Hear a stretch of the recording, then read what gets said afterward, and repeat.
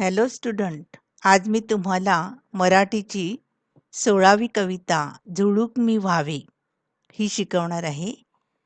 त्याचे कवी आहेत दा. अ. कारे. कवीला या कवितेमध्ये कवींना झुळूक व्हावेसे वाटते. झुळूक म्हणजे काय? तर अशी हवेचं झोत.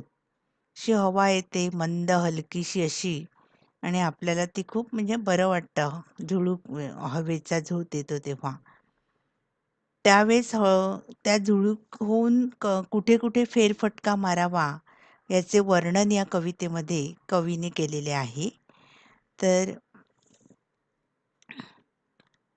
बघा, पहिलाच परिच्छेद आहे आपला, ऐका म्हणा आणि वाचा. प्रथम मी कविता म्हणते आहे. वाटते सानुली मंद झुळूक मी व्हावे, वाटते सानुली मंद झुळूक मी व्हावे, घेईल घेईल ओढ मन तिकडे स्वैर झुकावे. म्हणजे काय आहे ह्यामध्ये की झुळूक होऊन वाटते सानुली मंद झुळूक मी व्हावे. सानुली म्हणजे लहानशी, असं म्हणजे लहानशी एखादी झुळूक होऊन काय व्हावं, लहानशी झुळूक व्हावं असं वाटतं.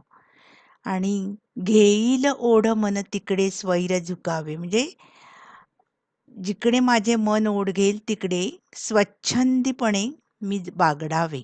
स्वैर झुकावे म्हणजे काय? स्वच्छंदपणे मोकळेपणे मी त्या ठिकाणी बागडावे असं वाटतं. कधी बाजारी तर कधी नदीच्या काठी, राईत कधी वा पडक्या वाड्या पाठी, हळू थपकत जावे कधी कानोसा घेत, कधी रमत गमत वा कधी भरारी थेट.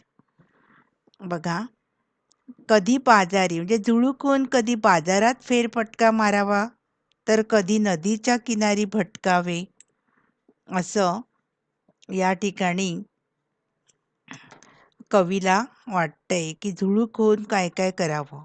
तर कधी नदीच्या किनारी भटकावे, राईत कधी वा पडक्या वाड्या पाठी, कधी आमराईमध्ये तर कधी जुन्या पडक्या वाड्याच्या पाठीमागे लपावे, कधी थांबत थांबत म्हणजे हळू थपकत जावे कधी कानोसा घेत. थपकत म्हणजे कसं? थांबत थांबत. कधी थांबत थांबत तर कधी पुढे जावे, तर कधी कसं जावं, रमत गमत वा कधी भरारी थेट. कधी थांबत थांबत पुढे जावं तर कधी लक्षपूर्वक ऐकत फिरावे. कानोसा घेणे म्हणजे कसं? लक्षपूर्वक ऐकणे, कान देऊन लक्षपूर्वक ऐकणे ह्याला म्हणतात कानोसा घेणे. कधी रमत गमत वा कधी भरारी थेट.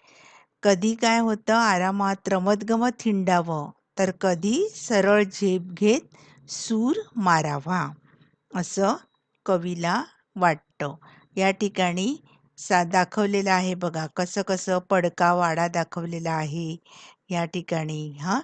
त्याच्यानंतर त्यांनी नदीच्या किनारी नदीचं हे दाखवलेलं आहे बघा. कधी आमराईमध्ये तर कधी जुन्या पडक्या वाड्यामध्ये असं वर्णन केलेलं आहे की झुळूक होऊन मी कुठे कुठे जाईन, तर कधी बाजारात फेरफटका मारेन, तर कधी किनारी भटकावे, नदीच्या किनारी भटकावे, तर कधी आमराईत किंवा जुन्या पडक्या पाठीमागे लपावे, कधी थांबत थांबत तर कधी लक्षपूर्वक फिरावे, किंवा कधी आरामात रमत गमत हिंडावे किंवा सरळ झेप घेत सूर मारावा असं कवीने सांगितलेलं आहे.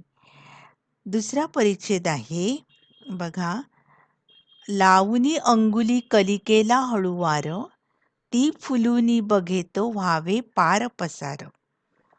म्हणजे कसं, तर लावणी अंगुली कलिकेला, कलिका म्हणजे काय आहे माहिती आहे ना तुम्हाला, की कलिका म्हणजे कळी, अंगुली म्हणजे बोट. तर नाजूक कळीला अलगद असं हळुवारपणे बोट लावावे, ती फुलुनी बघेतो व्हावे पार पसार, आणि तिचे फूल होण्याच्या आत तिथून पळून जावे. पसार होणे म्हणजे काय? पळून जाणे. कळीची काय होते म्हणजेच खोड काढावी असं एकंदरीत. परी जाता जाता सुगंध संगे न्यावा, परंतु पुढे जाता जाता तिचा काय घ्यावा? सुगंध सोबत न्यावा. तो दिशा दिशांतूनी फिरता उधळून द्यावा. तो सुगंध सुद्धा कसा दाही दिशांमध्ये, दिशा दिशा म्हणजे दाही दिशांमध्ये उधळून म्हणजे एकदम विखरून टाकावा. फिरता फिरता उधळून द्यावा म्हणजेच कसा विखरून टाकावा, सगळीकडे उधळून द्यावा जगासाठी, असं कवीला वाटतं. या ठिकाणी दिलेलं आहे बघा, चित्रामध्ये दाखवलेलं आहे की कळीला हे करून नुकत्याच उमललेल्या नाजूक कळीला हळुवारपणे बोट लावून तिचं काय करायचं, फूल होण्याच्या आधीच काय करायचं, पळून जायचं. पण पुढे जाता जाता तिचा सुगंध मात्र काय करायचा आहे, दाही दिशांमध्ये हे करायचंय. कळलं? आलं लक्षात? या ठिकाणी दाखवलेलं आहे बघा, कळीचं फूल होण्याआधीच काय करायचं, निघून जायचं, पण तो जाता जाता तिचा सुगंध घेऊन जायचा. आता तिसरी जी आहे, गाण्याची चुकली मुकली गोड लकेर, झुळझुळ झऱ्याची पसरावी चौफेर, शेतांत पाचूच्या निळ्या नदीवर शांत, खुलवीत मखमली तरंग जावे गात. या ठिकाणी गाण्याची चुकली मुकली गोड लकेर, चुकली मुकली म्हणजे नकळत आलेली, लकेर जी असते तान, लकेर म्हणजे काय, तान, गाण्याची गोड तान, असं या ठिकाणी की झुळझुळ वाहणारा झरा जणू गाणे गातो आहे. झुळझुळ झऱ्याची पसरावी चौफेर म्हणजे काय, झुळझुळ वाहणारा झरा जो आहे तो जणू काही गाणे गातो आहे. त्याच्या गाण्याची नकळत उमललेली मधुर तान ही चोहोबाजूनी पसरून टाकावी. कधी कुठे तर शेतात पाचूच्या निळ्या नदीवर शांत, खुलवीत मखमली तरंग जावे गात.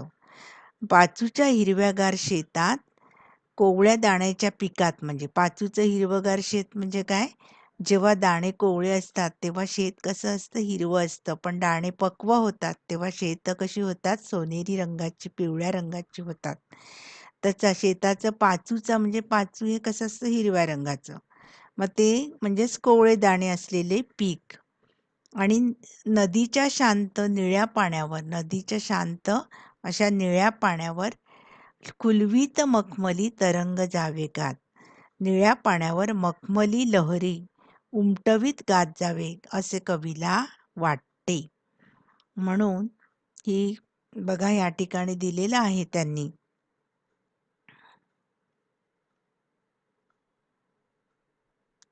बघा पाचूच्या हिरव्यागार शेतामध्ये आणि जणू काही झराच हा असा वाहतो आहे, नकळीत उमललेली मधुर तान चोहोबाजूला पसरवून टाकली आहे. आणि पाचूच्या हिरव्यागार शेतामध्ये कोवळ्या दाण्याच्या पिकामध्ये म्हणजे आणि नदीच्या शांत निळ्या पाण्यावर मखमली लहरी उमटवीत गात जावे असे वाटते. अशा प्रकारे झुळूक मी व्हावे ही कविता आपली मी अर्थ सांगितलेला आहे. आणि पाचू म्हणजे हिरव्या रंगाचे जे रत्न असतं त्याला म्हणतात पाचू. अशा प्रकारे कवितेमध्ये कवीला कोण व्हावेसे वाटते, तर कवीला अगदी मंद झुळूक व्हावेसे वाटते. आणि कळीला कसे बोट लावावेसे असे वाटते, तर हळुवारपणे. कसं वाटतं, हळुवारपणे असं बोट लावायचं वाटतं. आणि दिशा दिशातून कवी काय उधळून नेतो आहे, तर दिशा दिशातून कवी फुलांचा सुगंध उधळून देतो आहे. आणि कवीने शेताला कशाची उपमा दिली आहे, तर पाचूची. कशाची दिली आहे, पाचूची उपमा दिली आहे. आणि गाण्याची गोड लकेर कोण गात आहे, झरा गात आहे. कोण गात आहे, झरा गात आहे. आलं लक्षात? ही कविता एकदा मी म्हणून दाखवते, ती तुम्ही शांतपणे ऐकायची आहे. वाटते सानुली मंद झुळूक मी व्हावे, घेईल ओढ मन तिकडे स्वैर झुकावे. कधी बाजारी तर कधी नदीच्या काठी, राईत कधी वा पडक्या वाड्या पाठी. हळू थपकत जावे कधी कानोसा घेत, कधी रमत गमत वा कधी भरारी थेट. लावणी अंगुली कलिकेला हळूवार ती फुलुनी बघे तो व्हावे पार पसार. परी जाता जाता सुगंध संगे न्यावा. परी जाता जाता सुगंध संगे न्यावा. तो दिशा दिशांतुनी फिरुनी तो दिशा दिशांतुनी फिरता उधळूनी द्यावा. गाण्याची चुकली मुकली लकेर, झुळझुळ झऱ्याची पसरावी चौफेर. शेतांत पाचूच्या निळ्या नदीवर शांत, खुलवीत मखमली तरंग जावे गातो. कारे. अशा प्रकारे तुम्ही ही कविता वाचायची आणि मग चालीने मी तुम्हाला उद्याला शिकवणार आहे. ओके.